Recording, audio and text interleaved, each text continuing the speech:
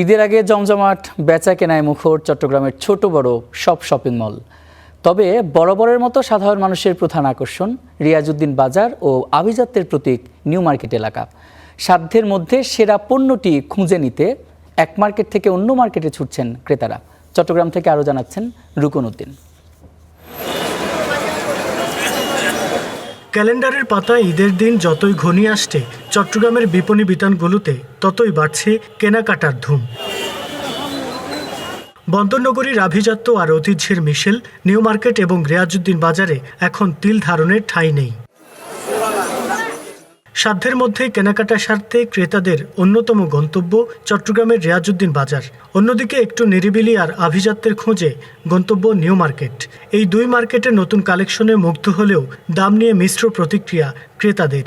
গতবারের তুলনায় এবারও সবগুলোই সেমই লাগতেছে আমার।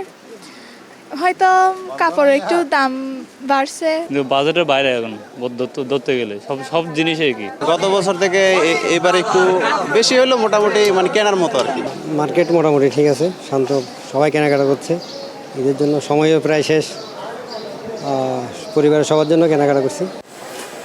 বিক্রেতারা বলছেন, রমজানের শুরুর দিকে ক্রেতা সমাগম কম হলেও 20 রমজানের পর থেকেই দ্বিগুণ বিক্রি বেড়েছে তাদের। ব্যবসা শুরু হয়েছে রোজার 20টার পর থেকে।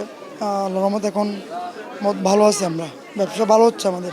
মিড রেঞ্জের মধ্যে আলহামদুলিল্লাহ সবাই একটা সাধ্যের মধ্যে মন আনন্দিত করে তারা শপিং করতেছে। আমরা টুকুরভাবে বিক্রি করে আমাদের যে লুস্কার যেটা আমরা পোষায় দিতে পারবো বলে আমি বিশ্বাস করি।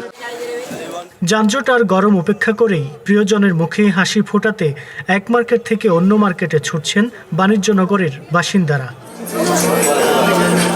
রুকন উদ্দিন, স্টার নিউজ, চট্টগ্রাম।